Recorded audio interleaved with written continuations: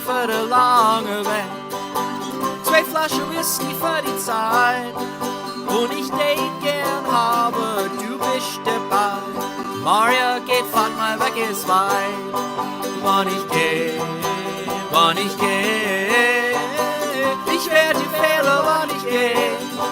Du sehst nicht, was ich mach, du sehst nicht, wie ich lach. Ich werd die Fehler, du watsch seh. Hab kriegt mein Zettel für den langen Weg.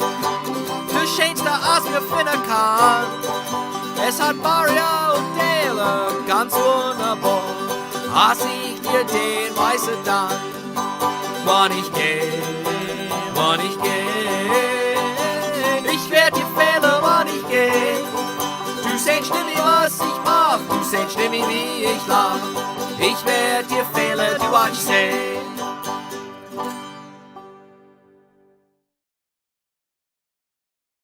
Well, Gute Abend, liebe Leid. Good evening, dear people, as we say in Pennsylvania Dutch, and welcome to another edition of PA Dutch Live. We are now in the brand new year. It's 2024. This is now the start of our 3rd year of bringing you monthly episodes of PA Dutch Live, and I can't believe we made it this far, and I hope that we can make it many, many more years to come.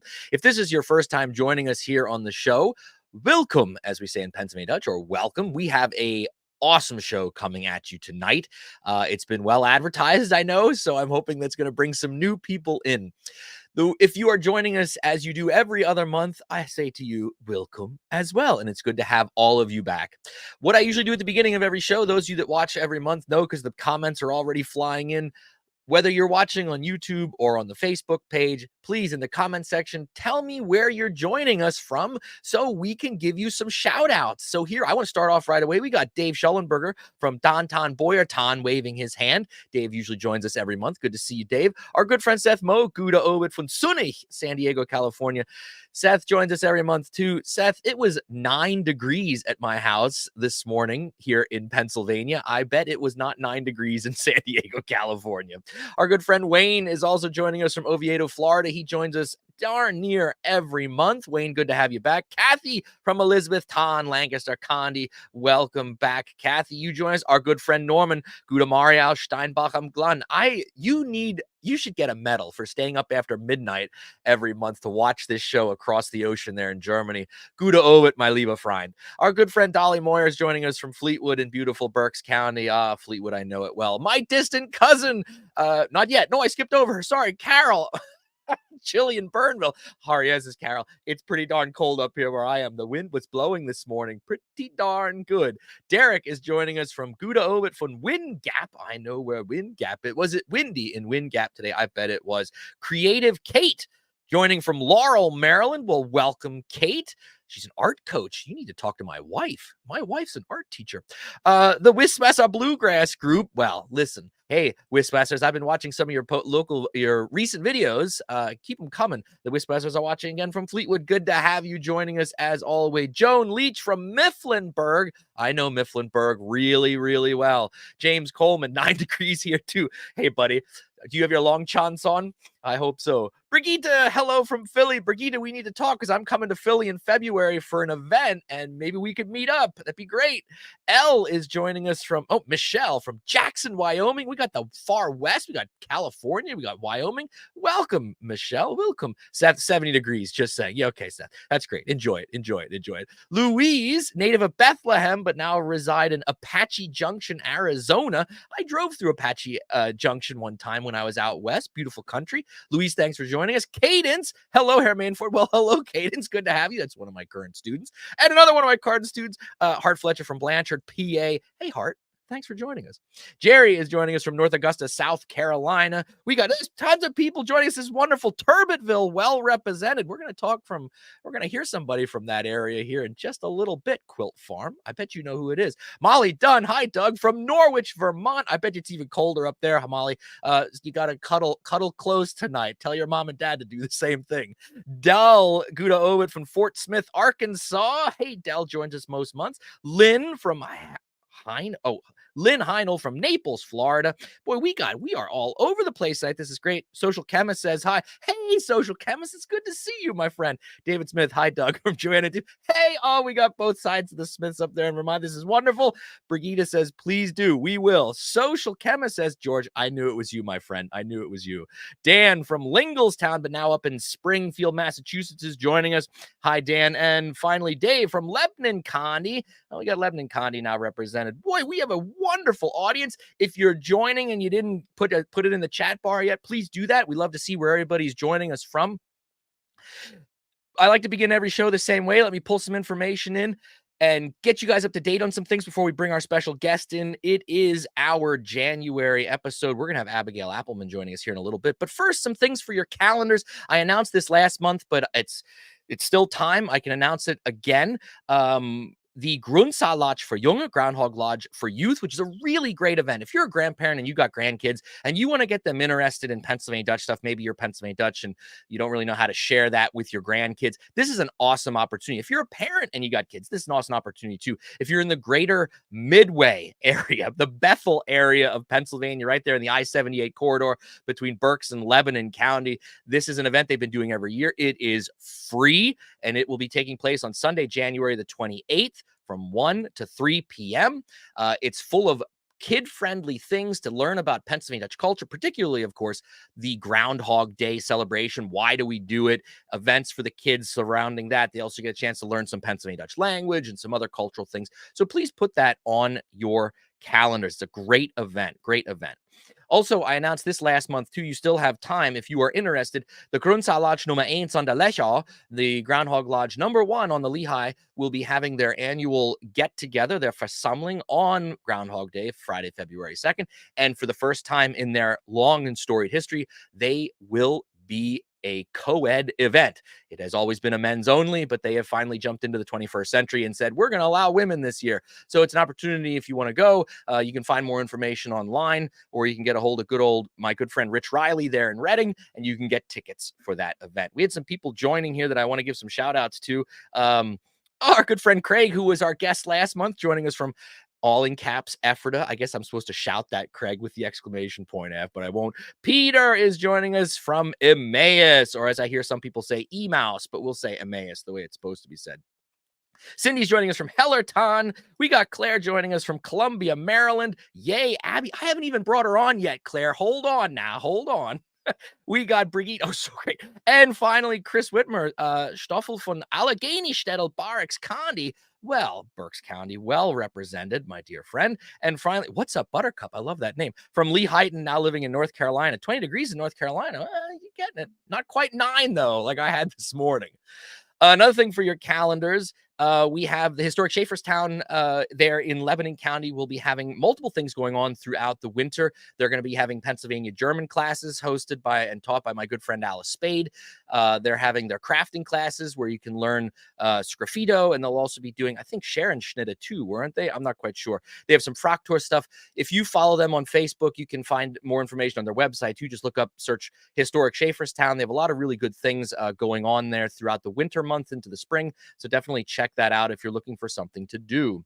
Also, if you've ever been interested in learning Pennsylvania Dutch, but maybe you live in North Carolina and you don't have access to do it, there are multiple ways to learn Pennsylvania Dutch now online. I've already talked a lot about the Berks History Center and the good things they're doing there in Reading with their online classes, but our good friend Luella Sibo will also be doing another round of her classes at the Lehigh Carbon Community College. They are in person, but also online as well. It looks here that they got the level 1 starting at the 25th of January, and that runs through March. And the level 2 will start in April and run through May.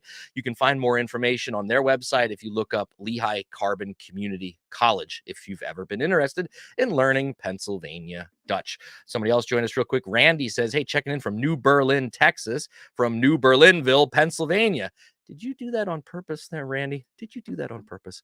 Every month, I like to give a hee-haw style salute to some town in the greater Pennsylvania Dutch community. And this month, I decided to go in the direction of our guest speaker. So our town this month that we're going to give our salute to is Northumberland, which is the head of Northumberland County, Pennsylvania. You might not even know where that is. Look it up on a map sometime. Follow up the Susquehanna. You'll come to it eventually. What I found online, founded in 1772 with a population currently of somewhere around 3,911, give or take. Hopefully, maybe there were more births since I found this information. Hopefully not more deaths. But our big old salute to Northumberland. Beautiful Northumberland, Pennsylvania. All right. I came across this quote the other day, and you guys know the work that I do, and all about the videos that I make and all the content that I create is all about preserving a culture. But I've always been of the opinion that we're not just preserving something that has been, we are preserving what has been, but also pushing into the future and creating new. This isn't a dead culture. It's not a dead language. And then I saw this quote and I thought, this is great. I don't know who Johann Huizinga is, but I love it. He says, if we are to preserve culture, we must continue to create it. And I think that's so important for us to remember. It's not just a dusty thing that's on a shelf in a museum. We are still living, we are creating. And that's why we're doing what I do. And hopefully some of you that are carrying on traditions and cultural norms are doing that as well. I just thought it was a great quote. I wanted to show it with everybody. Share it with everybody. Also, we got somebody real quick. Derek says, hello from below freezing Sharpsburg, Georgia. Well, it sounds like everybody's a little cool tonight. That's good. It is winter, people. I don't know if you knew that or not. Without further ado, we've given all my news and dates, all the stuff for your calendars. It's time to bring on our special guest. This month, I'm turning to my box of friends, I guess I could say, or my closet of friends that I have. I always like to, I'm very blessed that I know a lot of people that know a lot of stuff about a lot of things. Last month, we had Craig on, who was a wealth of knowledge about the Ephrata Cloister. And I was looking at over 2 years worth of these shows, and I've never done or had a guest on that talked about anything fiber related, which is ridiculous, I thought to myself, because the Pennsylvania Dutch have a very rich culture of fiber and weaving and all of the stuff that comes along with that. So I wanted to rectify that as my very first episode of the new year. And I turned to a friend of mine who knows a lot about this topic. And I asked her specifically, hey, you want to do this? And could we look specifically at one thing? Flax. As I thought to myself, who knows anything about Flax? I thought my audience will love it. You know what I knew about Flax before? When I was a kid, we played the card game Pit. Maybe some of you played it too. I don't know if they still make the game, but it's essentially where it's a stock trading game where you're shouting and trying to get cards from other people around the table. It is a loud game. We played it all the time. And one of the cards, one of the categories was Flax. And as a kid, that was the only connection I had to Flax, because that was the lowest card in the deck. And you didn't want Flax at the end of the hand. You wanted Wheat or some of the other ones which were higher point cards. So that was my connection. And I turned to Abby and I said, Abby, you know a lot. Would you please tell us about Flax? And luckily she said, of course, Doug, I'll be there to do it. So without further ado, Abby, welcome to PA Live. Thanks, Doug. I'll take the Flax card.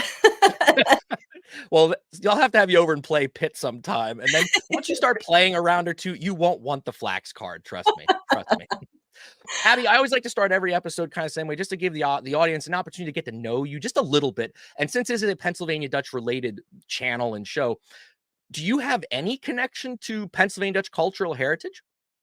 Yeah, I'm descended from German immigrants pre-Revolutionary War. There you go. That's all you need, people. That's part of the first questions on the card carrying members club, I guess. So before we get into your presentation, also I'd like to ask you real quick, because I've known you for so long, but the people watching don't.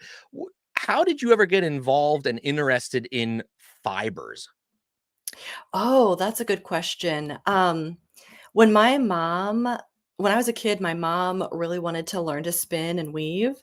And my sister and I tagged along. And so we got to learn these things too. And, most places they're like, oh, sure, go ahead and bring your kids. And so, we were kind of like shooed right in the door. And I still remember the woman who let me sit down at her spinning wheel. And I surely was terrible because no one is good at it the first time. But she just said, oh my goodness, you have a natural talent. And it was so encouraging to me that I wanted to try it again and again. And that's how I picked it up.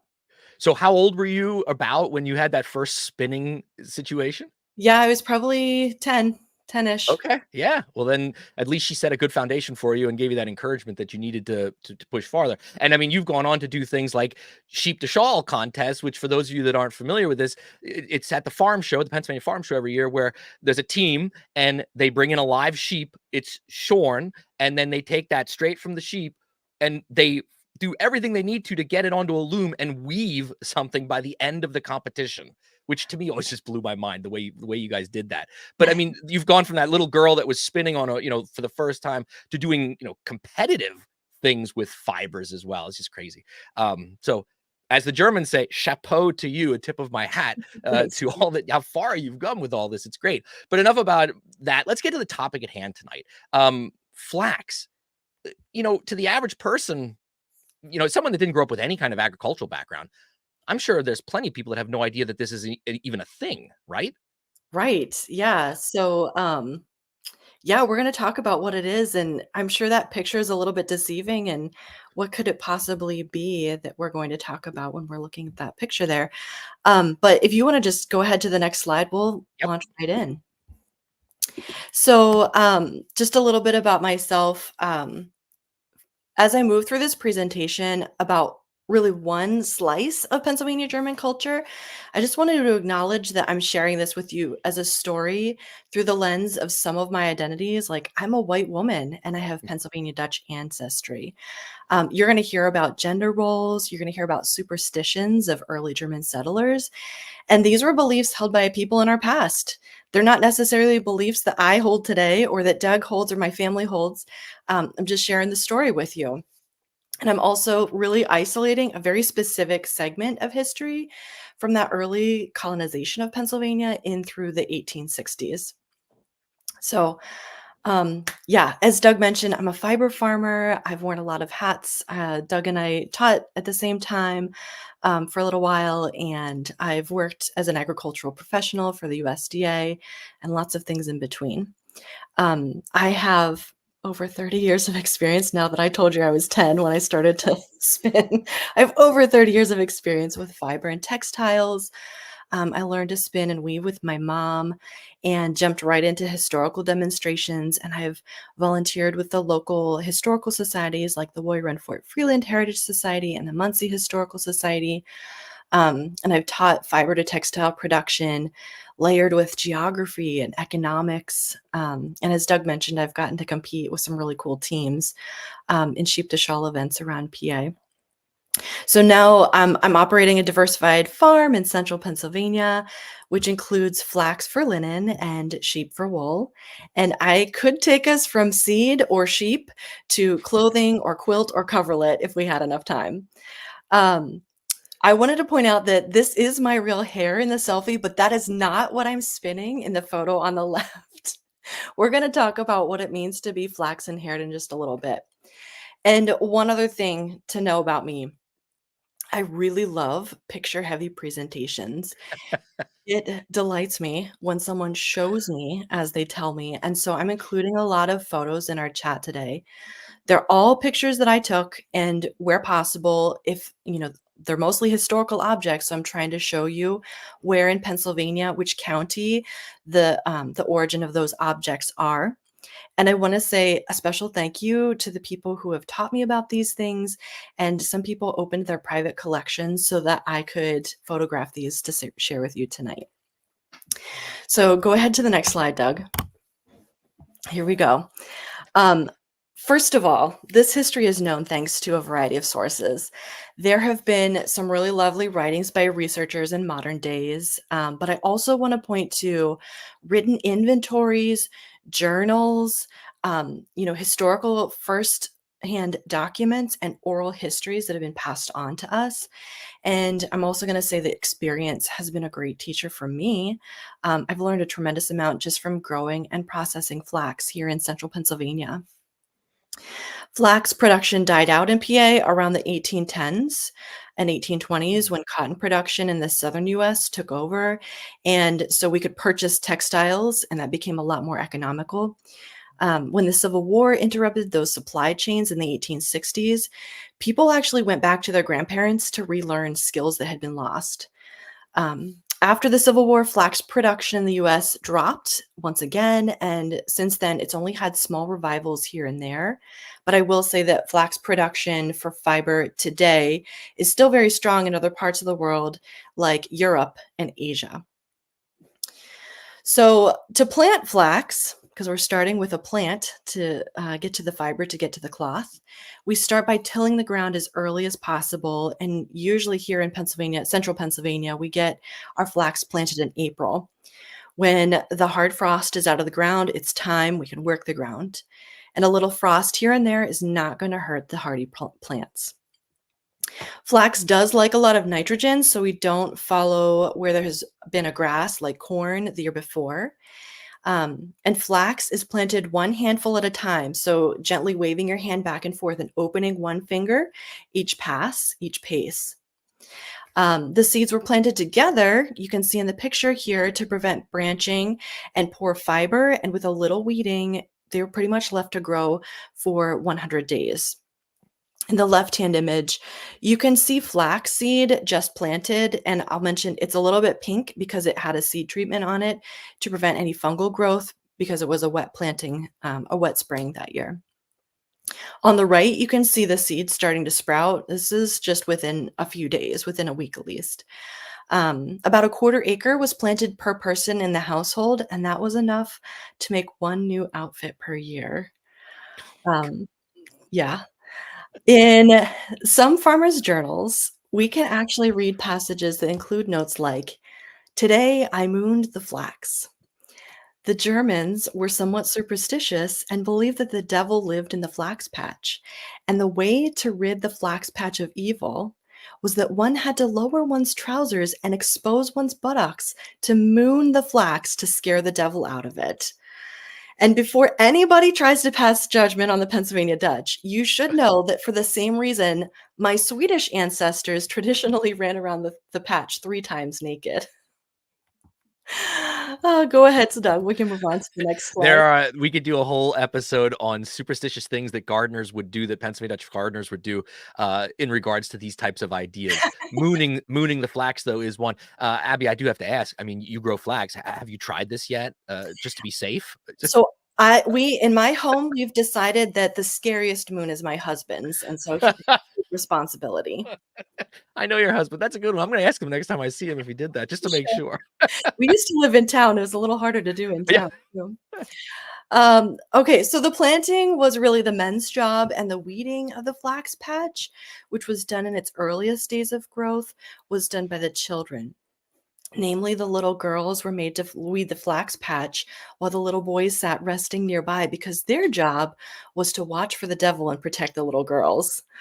I have this picture of my kids weeding the flax patch, so you can see why they were the obvious choice here. Their feet were really small and didn't crush as many plants. And it's also pretty easy to identify when it's thickly planted like that, which plants are the flax plants and which plants are the weeds.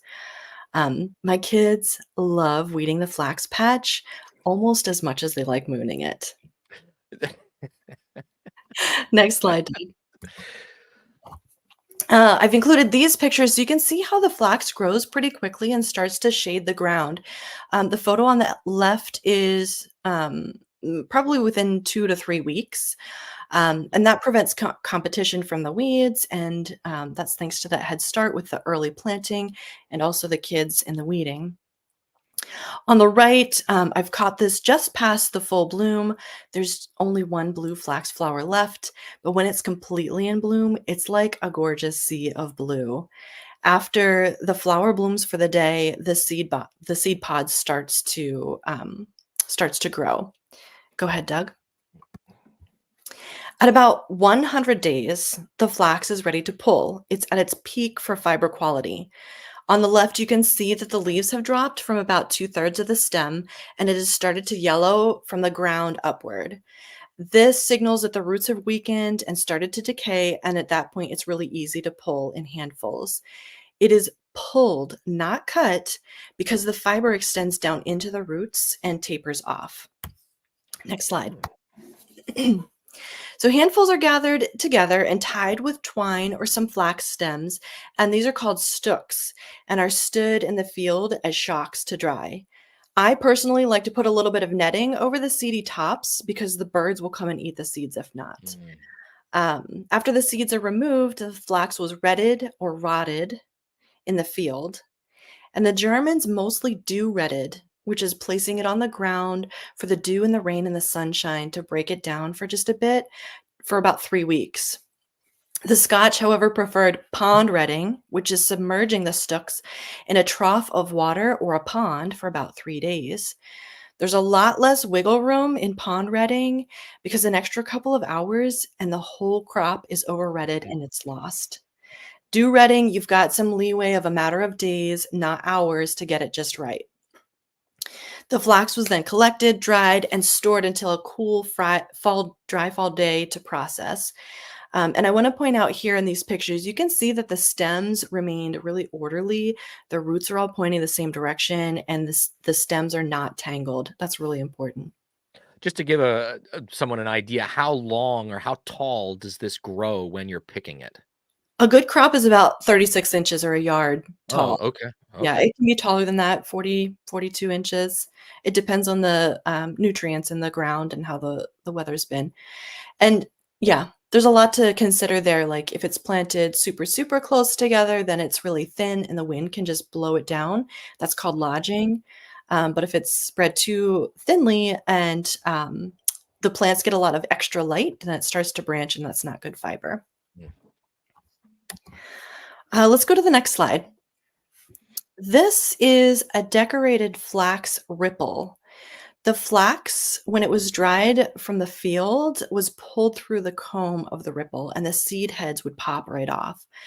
I've actually had a lot of success using a flax flail to beat the flax on a sturdy floor and then sweep it up and winnow the chaff out of the seed.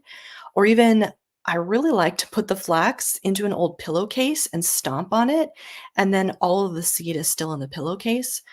Um, and I have successfully grown flaxseed that was saved from that 100-day pulling, but you can also let part of the patch age a few more days in the field before you pull it for better seed development.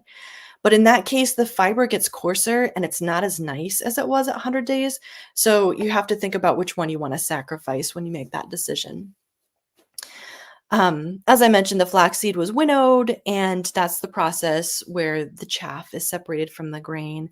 And then a portion of the grain was kept for sowing the next year. And extra grain was sold for meal, which is food for animals, or it could be pressed for linseed oil. Oh, okay. Go ahead to the next slide. So we're going back to the fiber part now. On a nice dry day in the fall, the community would gather together in a sort of party at one farmstead to process that family's crop before moving on to the next farmstead for their flax crop. So most of what I'm going to show you over the next several slides was men's work, and only when it was finally a bundle of fiber was it turned over to the women to store and then later spin it. Earlier I mentioned it couldn't be a damp day because flax draws moisture, and when it gets wet, it can turn into a really gummy mess. The chaff from the flax has to break away easily, and on a humid day, the flax absolutely cannot be processed. We've tried. Uh, the first step to processing the flax on that day would be to break the flax. And so in the upper right corner here, there's a traditional Pennsylvania German flax brake, B-R-A-K-E. It was lifted up on one end, and with a sort of chopping motion, the flax was held across the wooden blades and pulled through.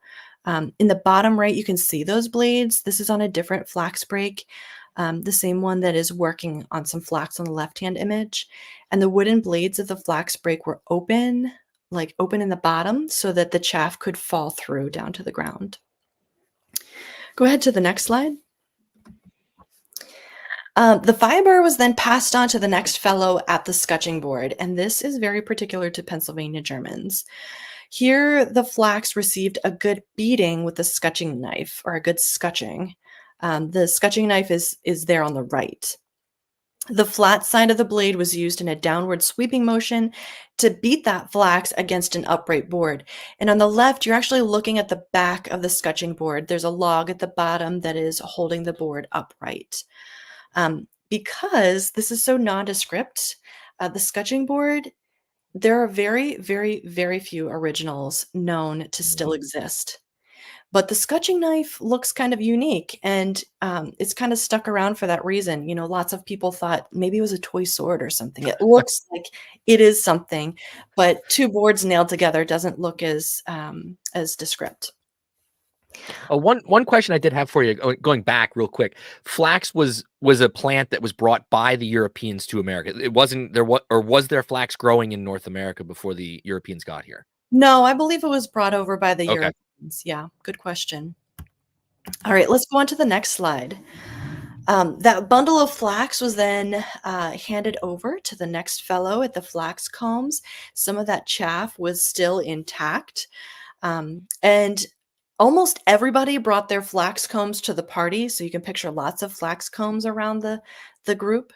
I have more images so you can see how the combs were used, but I really wanted to show you these neat pieces from a private collection because clearly these tools were crafted with a lot of care and the decoration was unmistakable. That way families could easily identify which was theirs when the workday was done and they went home with their own tools. Also, I mean, if we look at the bottom one, for most of us that are Pennsylvania Dutch, looking at that right away, we see the heart image, which of course is a Yes, motif that's found throughout our folk art and fraktur. That's what jumped out at me right away. That whoever made this incorporated our folk art into this utilitarian tool as well. absolutely. Typical of the Pennsylvania Dutch. Yeah. Yes, and keep your eye peeled because I have another heart in the slides as well. Go ahead and move on to the next slide. So flax combs had a couple of different names. They could be called hetchels, heckles, or hackles. And using this hetchel, the flax was teased through and combed straight. So you've heard of heckling, teasing, that comes from this process. Or if an animal has its hackles up, it's when the hairs are standing up like a flax hackle. There are two types of flax combs, coarse and fine. And flax would be pulled through that coarse comb first, and then it moved to the fine comb, which had the teeth a lot closer together. So from there, two grades of flax emerged: a straight, smooth, combed linen. I have an example here. Nice fine line linen. Very long because it's the length of that fiber. We didn't cut it, we pulled it. And the other is a tangly, gnarled mess. Oh, where's my camera here? And that was called tow. Tow was the stuff left behind in the flax comb, and it often had debris in its really short fiber. So if you've heard of someone called a tow head, it's kind of like bedhead, but it's got more chaff and straw in the hair.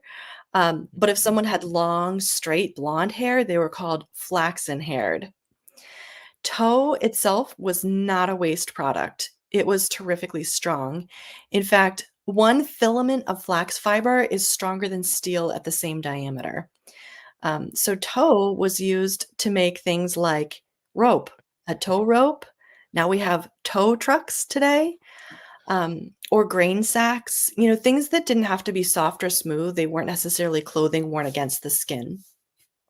Sometimes people used it to clean muskets, and then, it makes a great fire starter from there. Mm.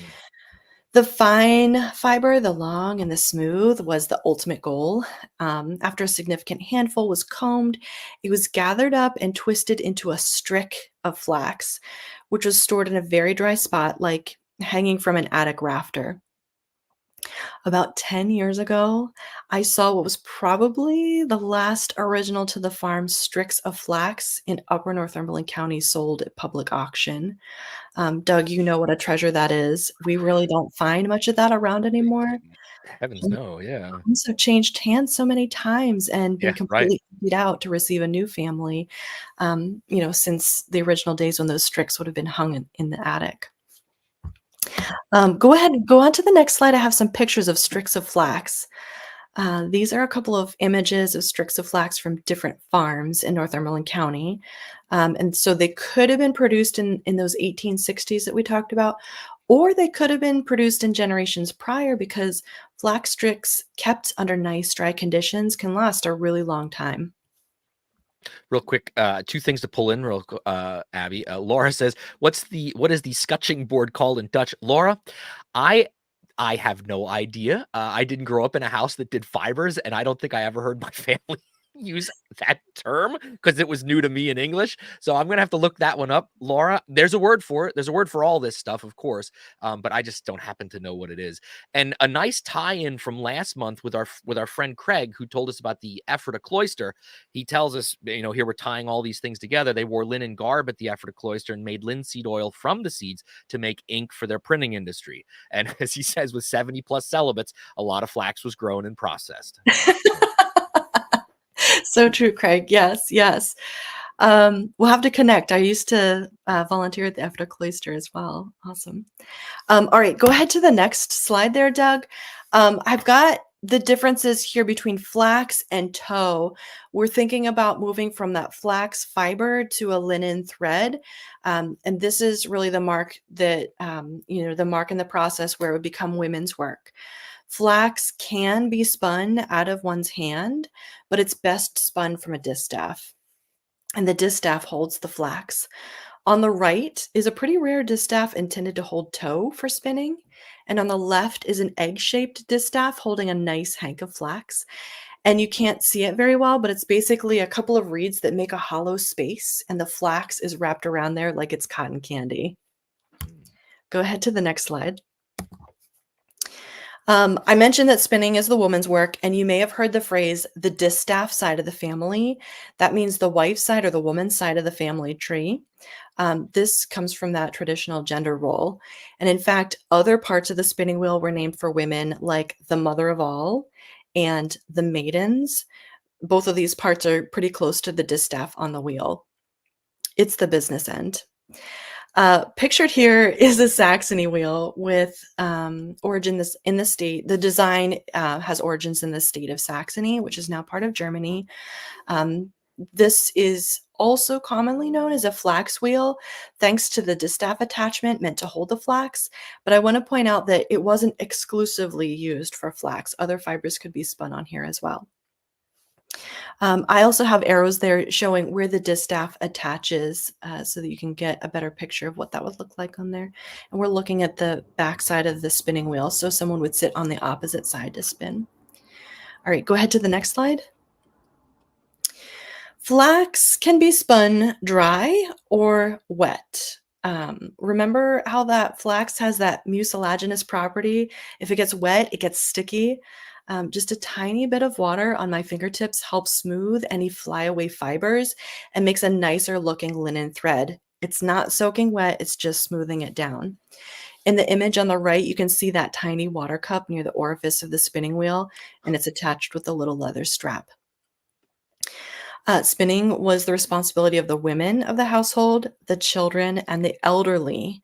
So a spinster, you might have heard the word spinster before. That was a common term for an elder, and usually it was often an older, unmarried woman because they thought without that spousal or parenting duty, that person was should be heavily responsible for spinning the fiber into thread. Again, think about that 1/4 acre per person in the household, hand pulling it, hand processing it, spinning it into thread.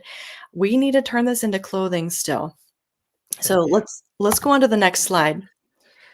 I spy with my little eye. There's that heart. If you want to look at those clock reels.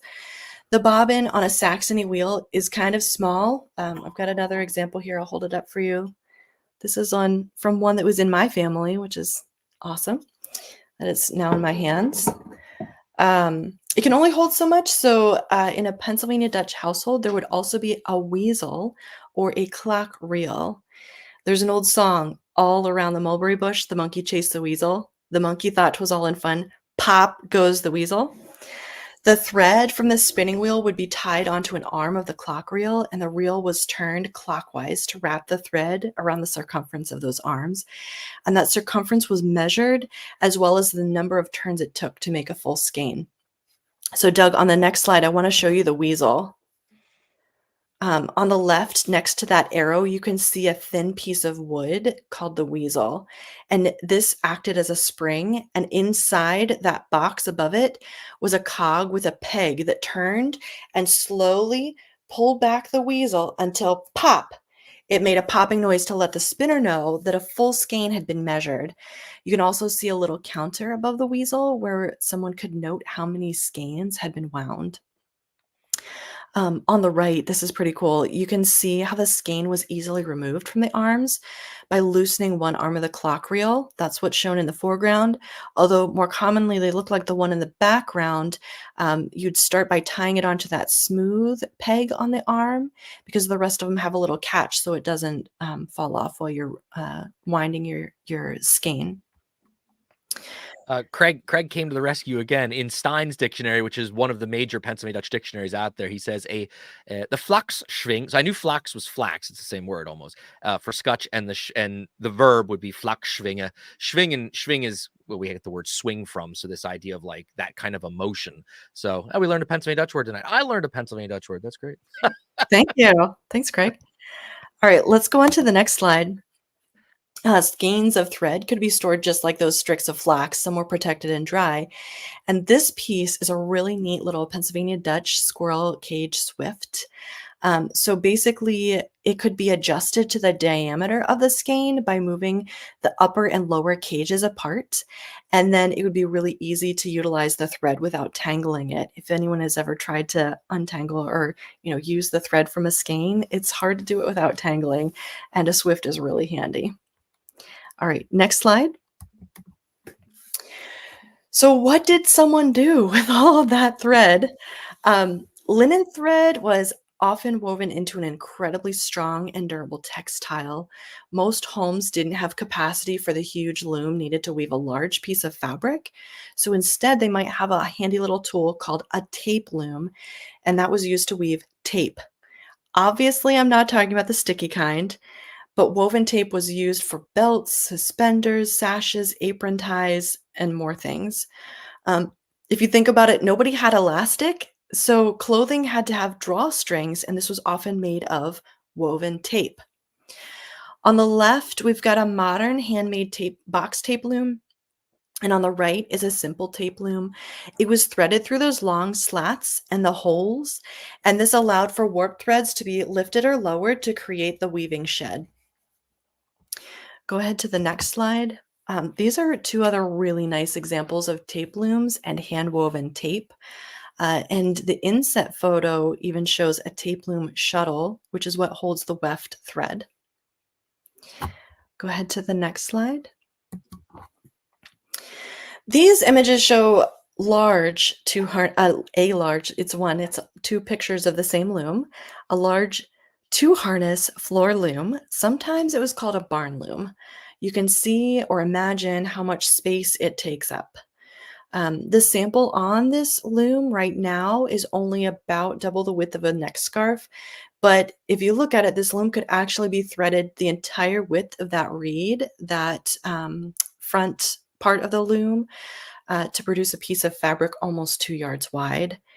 So families would grow the flax, they'd process the fiber, they'd spin the thread, and then they handed that thread to the weaver, who was often someone traveling from one community to the next.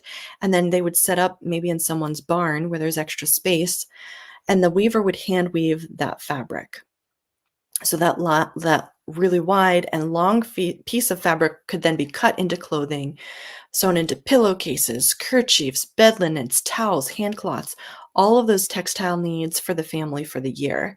And that linen fabric was among the most expensive objects in the home, often listed among the highest valued items in household inventories. So I have one more slide I want to show you, and this is with some samples of linen cloth. On the left, you can see an example of fine linen fabric, and you can still notice slubs and imperfections. It's a plant, and it's imperfect. And in the middle, that's kind of a close-up of that feed sack I've got pictured on the right. That is tow cloth. That's a feed sack. You wouldn't want to wear that against your skin. So this is a question because I'm not quite sure, but does burlap come from flax? Or is that a different plant? That is a different plant. Yes. Okay. Yes. Yep. Because I'm thinking of like burlap sacks. I mean, we had those on the farm growing up, but I didn't know what that. I knew it was a fiber, but I didn't know what that came from. Okay. And I kind of wonder, that might be the sisal fiber. That's a different kind of plant, and binder twine would come from a different plant as well. Okay. Well, Doug, that pretty much brings things to a close. Everybody, thank you so much for being a great audience. And Oh, Doug, it's got my contact info there if you want to share that. yeah. I want. Well, yes, of course.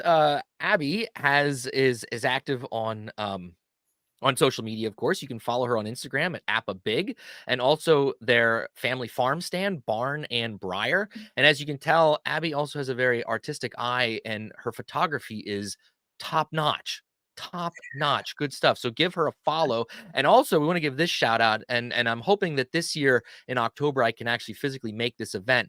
But it's always the first weekend in October is the Warrior Run Fort Freeland Heritage Days. You talk just briefly about what is that event? What can one experience if they go there?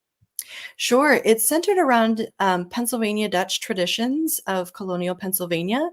And there's a Revolutionary War reenactment. It is on the site of a Revolutionary War fort that actually fell. And you can hear the whole story if you come and see the reenactment and hear the folks there talking about it. But as you walk around the grounds, you can see there's been a home rebuilt on that. It is on the Pennsylvania Registry of Historical Sites. You can see where the fort once stood. You can see and experience and participate in trades that were colonial trades. You can walk around through the food stands and taste the foods that would have been customary in that time period. There's so much to see and do. It's a really great 2-day event. And since a lot of my subscribers to the YouTube channel, of course, are coming from southeastern Pennsylvania, predominantly Berks and Lehigh and Lancaster and those counties down in there, and we're in a different part of Pennsylvania now when we're talking about Warriors Run. And just to give people an idea, like where we're talking about, where is Warrior Run and Fort Freeland? Sure. So there are two branches of the Susquehanna, and where they come together is Sunbury, and we're about 30 minutes north of Sunbury. And Warrior Run is the creek that used to have a Native American path right along it. And it's right there next to, and it feeds the Susquehanna. It's part of the Chesapeake Bay watershed. It's still pretty awesome and critical to, preserving our heritage and our environment. Yeah, I think all too often a lot of people in southeastern Pennsylvania, we just think we concentrate on southeastern Pennsylvania because that's where the majority of us were and for generations and generations. But what a lot of people don't realize is that there was a second wave of Pennsylvania Dutch that originally left, second, third generation when they started running out of farmland and started pushing west, particularly, prior to the Revolution and afterwards, where we opened up this part of Pennsylvania that we're talking about now. And they were all Pennsylvania Dutch that moved into Snyder County and Northumberland and Union and that whole region there, just on getting near the Susquehanna. And I think all too often we forget about that. And there's a lot of really cool Pennsylvania Dutch stuff, cultural things and historical things to check out by traveling just an hour and a half northwest from Berks County, Lancaster County, Lebanon County. So I would invite everybody. There's some really great things going on in this part of the state of Pennsylvania that are Pennsylvania Dutch related. And I'll let you guys know, of course, in the channel about all those things. But I want to share some comments with you here real quick, Molly, so that Molly, I'm sorry, that's who I'm going to share with. But Abby, to let you know what people thought. Molly Dunn says, "So cool, Abby. Thanks for the great information. I learned so much. You're a natural presenter." I agree, Molly. I think she's had some teaching background, so maybe that plays a part of it. Maybe. Nuclear says, "Greetings from Germany, by the way." And thanks, Abby. That's great. Creative Kate says, and I agree with you, Kate. I will never look at my clothes the same way. We take it so much for granted, don't we, people? What our forefathers and foremothers went through, like a quarter acre to produce one outfit. Can you imagine? Can Duh. you imagine? Think about it. These clothes could return to the earth. The clothes that we wear today are made a lot of synthetics and plastics. Sure, that's true. Absolutely that. I didn't even think of that, but yeah, absolutely. Derek Deeds, and I think he's right about this, but I'd have to double check. The original Germans that founded Germantown, that first wave of Mennonites that came in 1683, and maybe the second or third group that came there as well. They could have been flax weavers, to be honest. I'm not 100% sure about that. I know that they set up a printing press there in Germantown pretty quickly as well, but they most likely were doing some weaving. At the time too, because everybody was, or most people were, I guess we should say. What a great presentation. Thanks from Barry. David says, I heard the word scutching before. My wife said her father would use that word when he would Yes. hit you on the head for being bad. Actually, that was a new word for me, David. I got hit for sure, but my father never said scutching. But there we go. I wasn't, that's a new one for me. So thanks for teaching us that tonight, Abby. What a pleasure. Everyone, give her a follow on social media, of course. If you get the chance, check out Warrior Run, their Fort Freeland Heritage Days. The next time, next year when the farm show is taking place, head on over and check out the Sheep to Shawl competition. It is unbelievable what these guys do in the short time that they're there. There's a lot of really cool things going on in the fiber world out there, and a lot of it has, deep roots in the Pennsylvania Dutch culture. So, there are a lot of people out there doing some really cool things, some folk artists out there doing and weaving as well still today, keeping these old traditions alive. Like that quote said at the beginning of the presentation, we need to, in order to preserve it, you have to create it. So thanks again, Abby, so much. It was such a pleasure having you. And if you have an idea for a future video or a future spot, something else, fiber related or non, you have a great history background too. Let me know. We'll gladly have you back on in the future. Yeah, Doug, I'll just plug this in here. A lot of us have heard that there's not a lot of Pennsylvania or good Pennsylvania German stuff in our area of the state, but there's some beautiful, beautiful things Oh, from there really your is. artists. And, there's a lot of good things here. There absolutely are. There absolutely are. Well, Abby, stay warm, and hopefully we'll be able to talk soon. And I would love to have you back on the show. Start thinking, get the wheels churning for Thanks, something Doug. in the future. Take care, Abby. Mach's gut. Wow, God, people, how wonderful was that? Informational. The pictures. Oh, she does such great work. I can't thank her enough for when she said yes. I was like, I was really hoping, come on, Abby, you're gonna do this for me, right? And she didn't just do this for me. She hit a home run 100%. Thank you so much for her knowledge and sharing it, and her ability to, it's one thing to get up and listen to somebody give a presentation on flax and weaving culture. And it's another thing to get it and sit there and be entertained the whole time, because I've sat in on presentations that did the opposite. And we all know what that's like. But Abby, of course, home run. A couple things for everybody before we close out this episode. Every episode, of course, every month I come to you with something Pennsylvania Dutch language related. And this month we turn to a poem. I'm going to take myself out of the image, but keep talking to you guys. I turn to my favorite Pennsylvania Dutch poet of all time, John Birmelin, who lived from 1873 to 1950. I think he was the best. And this is his poem called Diana, which is January in Pennsylvania Dutch, since it is January. I have the Pennsylvania Dutch on the left-hand side. You can follow along as I read that, and the English translation on the right-hand side. So enjoy Diana from John Birmelin. Nahenma die Naya Kalender und sin auch schon wieder im Jänner. Denn hasse die Alde, jo schwer dem Kalde, sie meine, das Sommer wär schöner. Doch guck mal, die Schneeflocken falle, geklingelt von Bälle muss schalle. Es glitzert so weiß, mit Schnee und mit Eis, und hermal breite die Gnalle. Ja, Schlitterbar muss mal sei, und alles im Schlitter zu nahe. Die Bube und Maid, die sind jo net blöd, die Alde sind jo net dabei. Oh, John. John always did such great stuff. Can't beat him. Can't beat Birmelin, telling you. All right, every month also, and we haven't been able to do this for the last couple of months because we've run long, and that's fine. But I want to bring you a song, and this month we turn to a very popular Pennsylvania Dutch musician, Pennsylvania German musician, John Schmid. For those of us in southeastern Pennsylvania, he's not really all that well known because he lives in Ohio, in an area, Holmes County, where there's a massive Amish population, and there he is a musician there. He is really well known, has toured Germany multiple times as well, and I would like to show you a video of him playing his song Deitsch Gospel. This was recorded at a live performance in Germany a couple years ago. So let me do this, pull myself out, and enjoy.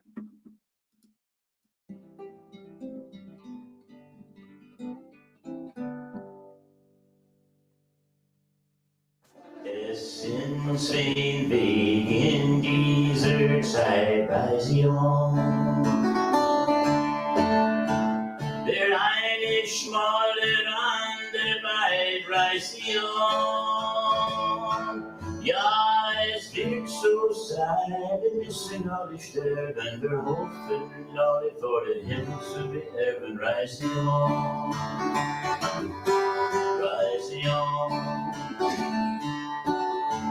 Die Tür ist klein, wer will hinein? Rise on.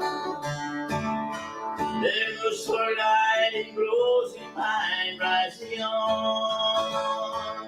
Ja, es wird so sein, wir müssen alle sterben, wir hoffen alle vor den Himmel zu beerben. Rise on, rise on. Das zeigt uns an des Herrn Wort. Rise on. Geht ein durch diese Erde, geht fort. Rise on. Ja, es wird so sein, wir müssen alle sterben, wir hoffen alle vor den Himmel zu beerben. Rise on, rise on, rise on.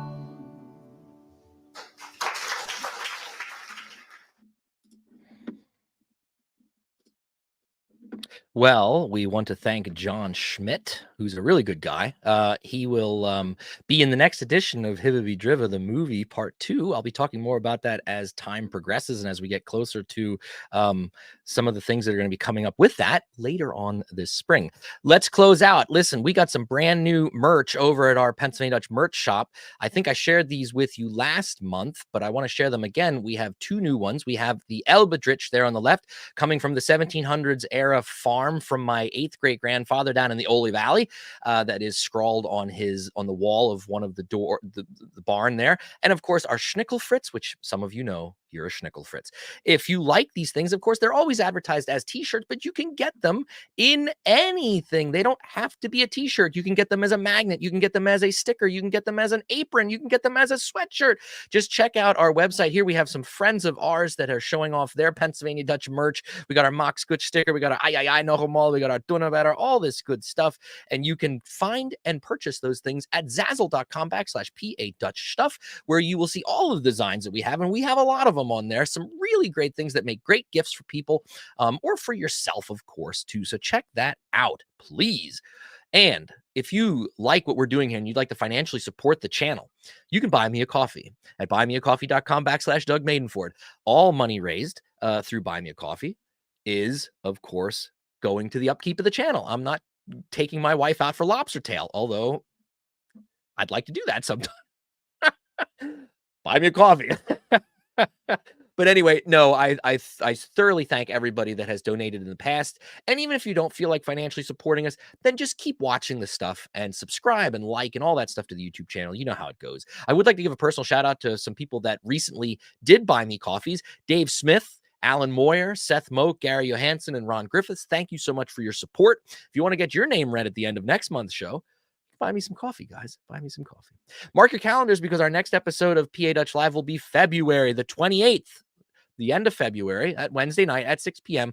And in February, we'll be welcoming on Becky LeBear, and she is the director at the Renfrew Museum and Park. Now, I have to admit, I'm sure most of you joining us have no idea where this is or what it is, because until recently through social media, I didn't either. The Renfrew Museum and Park is actually located in Waynesboro, Pennsylvania, which is out in western PA. But it is a museum and an open air farm dedicated to Pennsylvania Dutch heritage. I'm fascinated by it because we don't usually think about western PA when we think about the Pennsylvania Dutch. But Becky's going to be telling us about, well, that's not the case, Doug. There were Pennsylvania Dutch that moved out to Western PA. And I know that to be the case. However, we just don't often think about that. Again, it goes back to our conversation with Abby earlier. A lot of times we just concentrate on that southeast corner and we forget about other Pennsylvania Dutch that moved into the Susquehanna Valley and moved west of the Susquehanna Valley and all the way out to Pittsburgh and all these things that the Pennsylvania Dutch did, or down the wagon road, down into the Shenandoah and into the Carolinas. We don't think about that too often because we don't. So next month, I'll be welcoming Becky on. I'm really excited to have that conversation, and she can tell us all about the Renfrew Museum and all the good things that they are doing there. And I can't wait to have her on. So mark your calendars, dear friends.